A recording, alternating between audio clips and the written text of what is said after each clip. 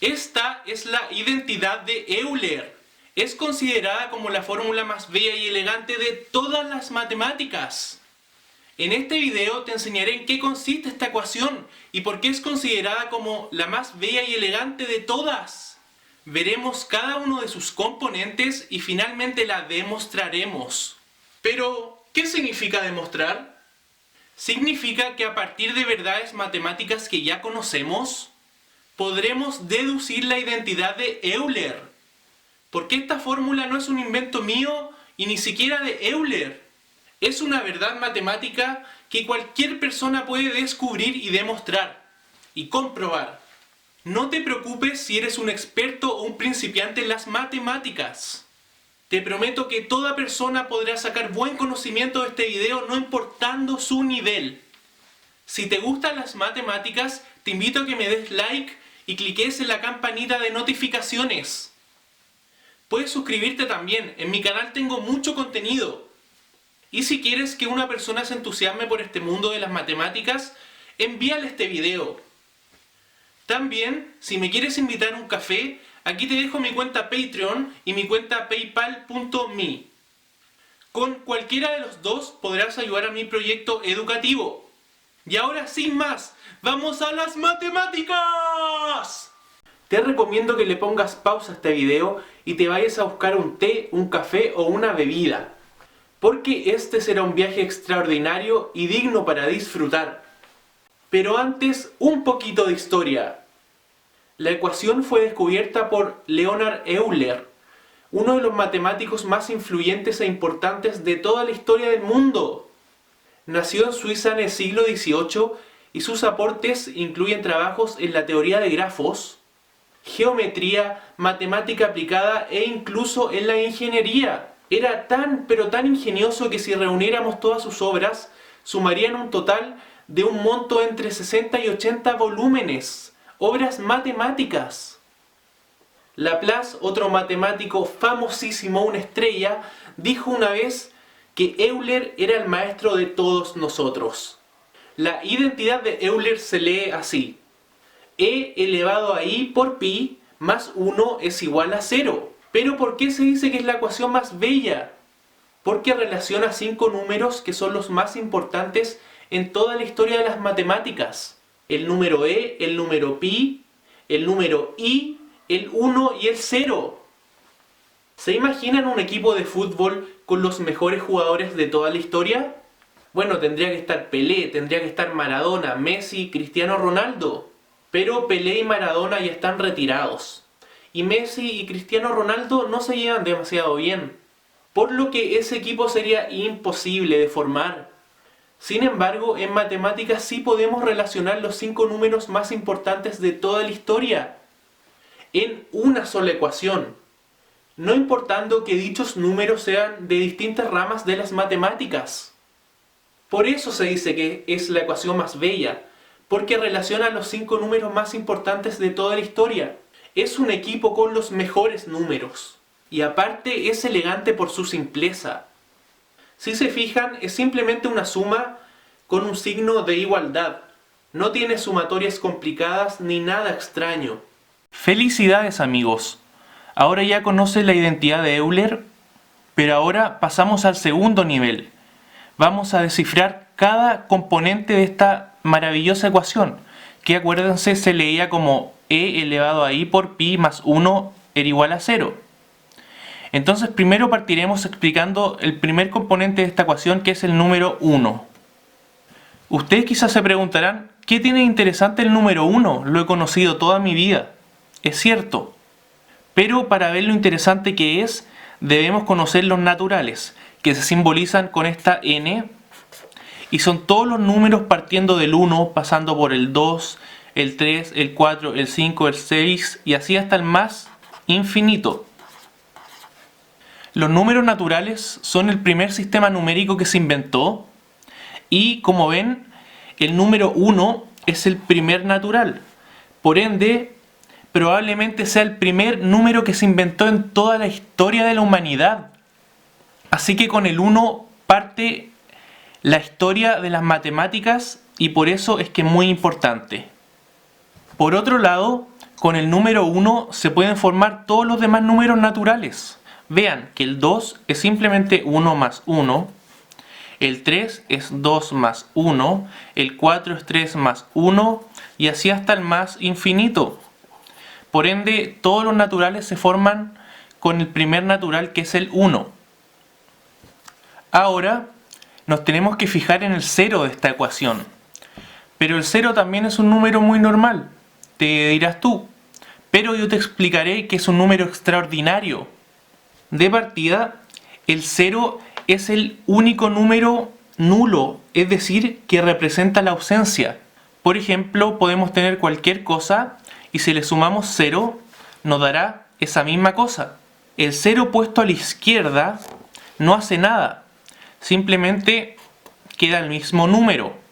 Pero si ponemos un 0 a la derecha, verán que esto se multiplica por 10. Bueno, como ven en la identidad de Euler ya explicamos el 1 y el 0, y con este conjunto, el 1 más el 0, podemos armar nuestro sistema binario. Y el sistema numérico binario es este que está acá. Son números compuestos por dígitos que son o 1 o 0. Y por ejemplo este de acá es un número y este es otro número. ¿Y de qué sirve el sistema binario? Bueno, el sistema binario es el sistema numérico que usan los computadores. Este dibujo me quedó bien malo, pero si tú estás viendo este video a través de un computador o a través de un celular, ese celular está funcionando y ese computador está funcionando con el sistema binario, es decir, con puros unos y ceros. Ya explicamos la importancia del 1 y el 0. Ahora veremos el número pi que se encuentra acá. Y bueno, primero hay que decir que el número pi es un número irracional. Es igual a 3.14, 15, 92, 65, etcétera, etcétera, etcétera. No tiene fin, tiene infinitos decimales y por eso decimos que es un número irracional. Pi representa a la geometría, a la parte geométrica de las matemáticas, porque por definición pi es la longitud de la circunferencia, todo esto, dividido por el diámetro, o sea, dividido por esta línea. Si tomamos cualquier círculo y calculamos su longitud de circunferencia dividido por el diámetro, nos va a dar pi, aunque sea este círculo grande, pero si lo hacemos con este círculo chico también nos dará pi. Y pi es una constante, eso es lo misterioso. Si dividimos la longitud de una circunferencia por su diámetro, siempre el valor dará pi, no importando si el círculo es más grande o más chico. Aunque esto solo pasa en geometrías euclidianas. En geometrías no euclidianas esto no sucede siempre. Ahora nos toca profundizar en el número e, también llamado número de Euler en honor al matemático, que a estas alturas ya tiene más honores que cualquier presidente que haya vivido sobre la faz de la Tierra. E tiene un valor de 2,71828, etcétera, etcétera, etcétera. Tiene infinitos decimales, por lo que también, al igual que pi, es un número irracional. Es la base de los logaritmos naturales, por lo que logaritmo con una base de e es lo mismo que decir logaritmo natural. Y también se usa en cosas como el interés bancario, el interés compuesto, pero su uso más importante por sobre todo es en la función exponencial. La función exponencial, como pueden ver, es e elevado a x, que va a ser muy importante para nuestra demostración más tarde, y se grafica de esta manera. Notemos que en algún punto esta función empieza a crecer aceleradamente. Por eso es que cuando algo crece mucho se dice que está creciendo de manera exponencial. Ahora veremos la importancia de la función exponencial en el cálculo, que es esta rama de las matemáticas muy importante que inventó Newton. Básicamente, si no fuera por el cálculo, ningún edificio estaría parado. Entonces, lo más importante en el cálculo son estas dos operaciones, que no es necesario que las profundicemos mucho, pero yo te las nombraré. La primera es la integral de una función y la segunda es la derivada de una función. Resulta que la integral de la función exponencial da ella misma. y adivina, la derivada de la función exponencial con respecto a x da que ella misma. Esta propiedad de e elevado a x la hace una función muy especial y muy fácil de trabajar. Por eso se usa en toda clase de demostraciones matemáticas. Por último, nos toca profundizar en el número i, que es el último número de nuestra ecuación que nos falta. Y va a ser muy importante para nuestra demostración más tarde. El número i nace del siguiente problema. Resulta que la raíz cuadrada de un número cualquiera, como puede ser 4, la raíz cuadrada de 4, se define como un número que multiplicado por sí mismo da lo que está adentro de la raíz. Por ejemplo, la raíz cuadrada de 4 tiene dos resultados, el 2 y el menos 2. ¿Y por qué? Porque si multiplicamos el 2 por sí mismo, va a dar 4, que es lo que está dentro de la raíz. Y si multiplicamos menos 2 por sí mismo, los negativos se cancelan y queda lo que está adentro de la raíz. De manera que la raíz de 4 tiene dos resultados, uno negativo y uno positivo. De aquí nace la pregunta, ¿tiene sentido preguntarse por la raíz de un número negativo? Por siglos se pensó que no tenía ningún sentido, porque no existe ningún número que multiplicado por sí mismo dé un número negativo. Porque veamos si el número es positivo. Tenemos 2 por 2 da 4, da positivo. Y si el número es negativo, tenemos menos 2 por menos 2 es igual a 4. No hay ningún número entonces que multiplicado por sí mismo dé un número negativo. Esto hasta que se inventó la teoría de los números imaginarios. Por ejemplo, tenemos la raíz cuadrada de menos 4. Esto se puede simplificar como la raíz cuadrada de 4 por menos 1, y por las propiedades de las raíces, esto se separa en la raíz de 4 por la raíz de menos 1. La raíz de 4 es perfectamente normal porque adentro hay un número positivo, entonces esto se simplifica por 2 y dejamos 2 multiplicado por raíz de menos 1. Y a esta raíz de menos 1 se le llama i. Entonces esto queda como 2 por i. Y el número imaginario que estamos buscando, el i, es igual a la raíz de menos 1. Es una raíz de un número negativo que no debería existir. Supuestamente la raíz de menos 1 no debería existir, porque como vimos no hay ningún número que multiplicado por sí mismo dé algo negativo. Pero veamos que si multiplicamos dos números imaginarios, por ejemplo i por i, esto es raíz cuadrada de menos 1 por raíz cuadrada de menos 1, esto da raíz cuadrada de menos 1 al cuadrado, y se elimina la raíz con el cuadrado, y esto queda igual a menos 1. Entonces vuelve a ser un número normal. Quizás tú te preguntes, ¿de qué me sirve algo imaginario? Resulta que los números imaginarios modelan muy bien ciertos fenómenos físicos, como la potencia eléctrica, de manera que algo tan real como la electricidad que prende tu refrigerador llega a tu casa gracias a los números imaginarios. Ahora que ya conocemos todos los elementos de la ecuación, vamos a demostrarla. En otras palabras, vamos a descubrir por qué esto es una verdad universal y no un invento mío. Si llegaste hasta aquí, te quiero felicitar con todo mi corazón porque hemos recorrido un largo camino, pero ahora queda lo más impresionante. Ahora vamos a demostrar la fórmula, por qué es así, porque es una verdad universal.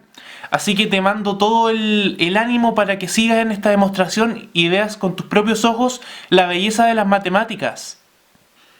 Para empezar con la demostración, tenemos un primer paso, que será estudiar las funciones sen de x y cosen de x.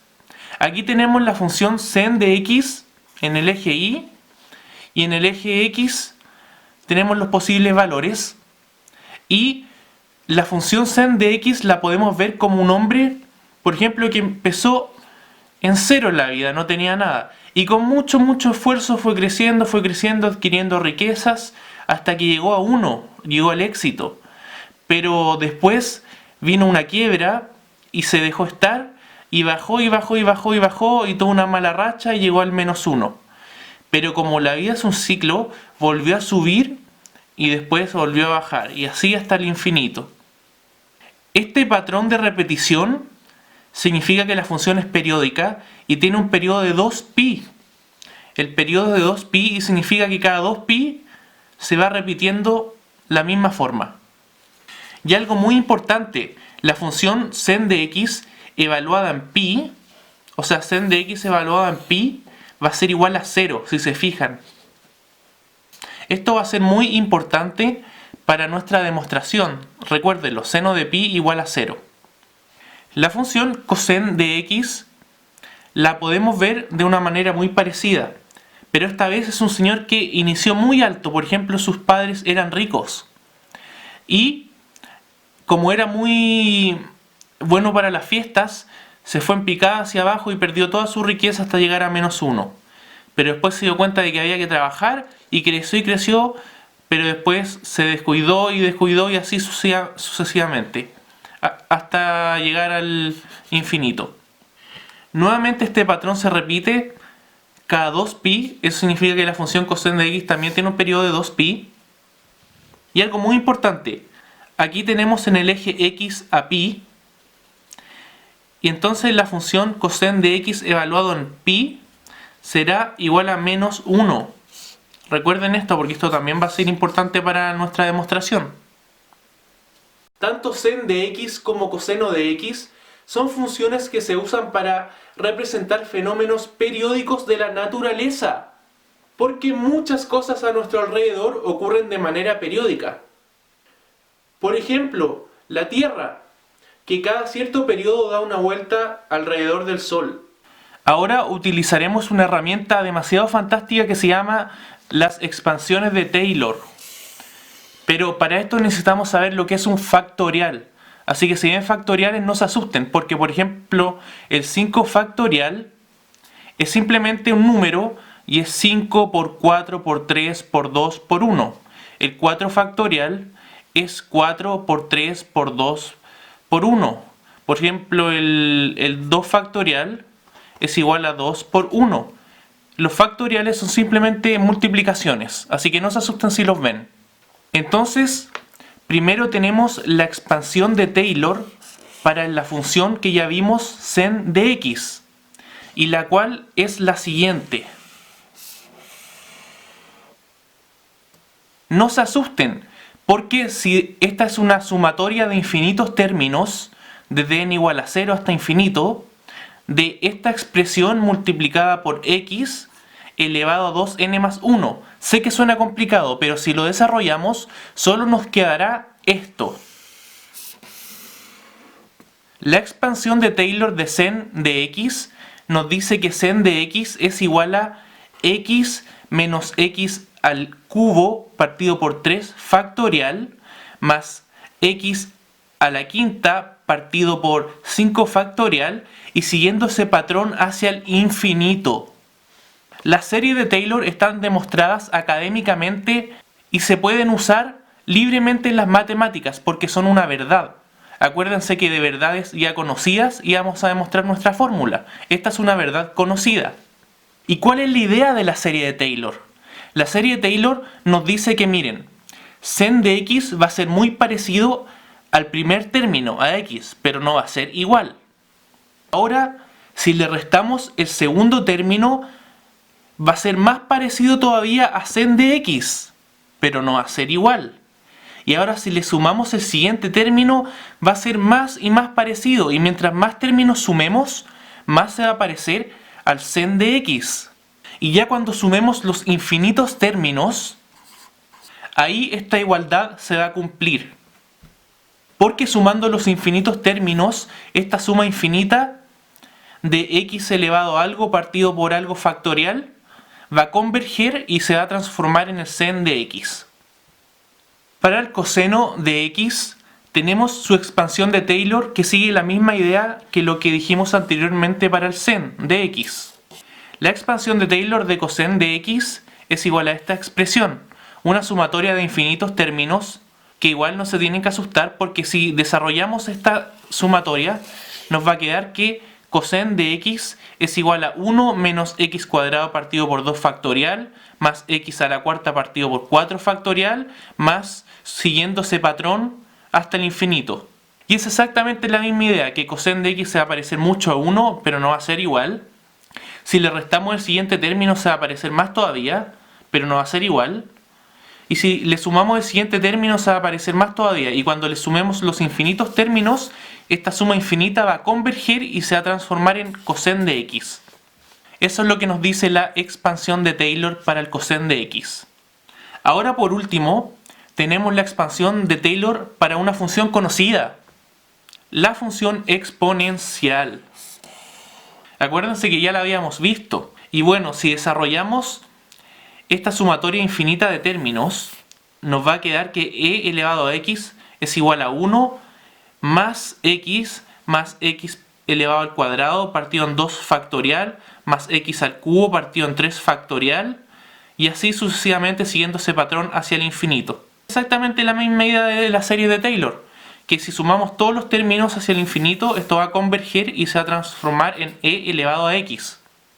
Bueno, acá tenemos la expansión de Taylor para la función sen de x, como habíamos dicho, recuérdenla muy bien. Acá tenemos la expansión de Taylor para la función coseno de x. Y ahora vamos a usar la expansión de Taylor de la función e elevado a x o función exponencial y la vamos a reemplazar en ix. Es decir, en todas partes donde había una x, ahora vamos a poner una ix. ¿Y por qué? Porque las expansiones de Taylor sirven para valores complejos o imaginarios. Acuérdense que nosotros vimos los números imaginarios. Entonces, si reemplazamos donde había antes una x, ahora por una ix, nos queda que e elevado a ix es igual a 1 más ix al cuadrado partido por 2 factorial más ix al cubo partido por 3 factorial más ix a la cuarta partido por 4 factorial más ix a la quinta partido por 5 factorial, y siguiendo ese patrón hacia el infinito. Simplemente lo que hicimos fue que donde había una x, ahora reemplazamos por una ix, porque las expansiones de Taylor son para valores complejos o números imaginarios.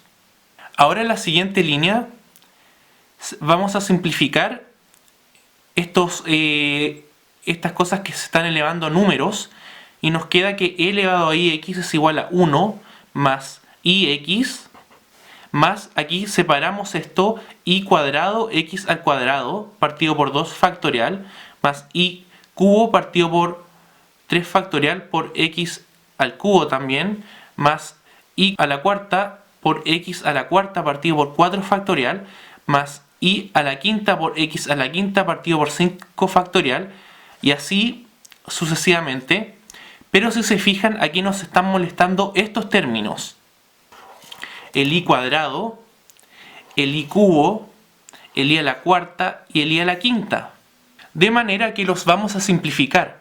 Acuérdense que nosotros dijimos que i era igual a la raíz de menos 1. Por ende, i cuadrado nos queda como la raíz de menos 1 al cuadrado. Se eliminan, la raíz se elimina con el cuadrado y queda menos 1. I al cubo nos queda como i al cuadrado por i, y acuérdense que i al cuadrado lo acabamos de calcular, es menos 1, entonces queda menos i. I a la cuarta es obviamente i al cubo por i, y eso acuérdense que i al cubo nos había quedado menos i acá, entonces lo multiplicamos por i, nos queda menos i al cuadrado. Y esto simplemente, acuérdense que i al cuadrado ya lo sabíamos, es menos 1. Entonces queda menos 1, queda 1. Y a la quinta, bajo el mismo procedimiento, nos va a quedar que es i. Y así hacia el infinito. Esto sigue un patrón también. Bueno, ¿recuerdan que teníamos estos términos que nos molestaban? Este i cuadrado, este i al cubo, este i a la cuarta y este i al elevado a 5. Bueno, acuérdense que lo simplificamos. Y si reemplazamos en esta ecuación por su simplificación, nos va a quedar lo siguiente, que e elevado a la ix es igual a 1 más ix menos x al cuadrado partido por 2 factorial menos y por x al cubo partido por 3 factorial más x a la cuarta partido por 4 factorial más y por x a la quinta partido por 5 factorial y siguiendo ese patrón. Y si se fijan, aquí tenemos algunos términos que se están multiplicando por y, como este acá, y otros términos que no se están multiplicando por y, como este. Entonces, ¿qué tal si los agrupamos según si se están multiplicando por y o no? Bueno, eso es lo que hice acá. Queda que e elevado a la y por x es igual a todos estos términos que no se están multiplicando por y, más y por todos los términos que se están multiplicando por esta y. Pero esperen, ¿qué sucede acá? ¿Esto no les suena conocido? ¿Acaso no era la expansión de Taylor para coseno de x? ¿Y esto acaso no era la expansión de Taylor para seno de x? Bueno, entonces si reemplazamos nos queda que e elevado a la y por x es igual a coseno de x más y por seno de x. A esta igualdad fue a la que llegó Euler y por la que le ponemos el nombre y lo homenajeamos tanto, porque él logró esta igualdad, esta ecuación. Y ahora, ¿qué tal si al x que tenemos acá lo reemplazamos por un pi? Entonces nos queda como e elevado a y, en vez de x ahora ponemos un pi, es igual a coseno de pi más y por seno de pi.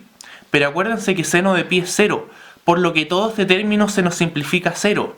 Y coseno de pi yo les había dicho, es menos 1, por lo que la ecuación queda e elevado a la y por pi es igual a menos 1. Y ahora solo queda un simple paso. Miren, pasamos el menos 1 al lado y nos queda finalmente, después de todo este trabajo, e elevado a la y por pi más 1 es igual a 0. La identidad de Euler.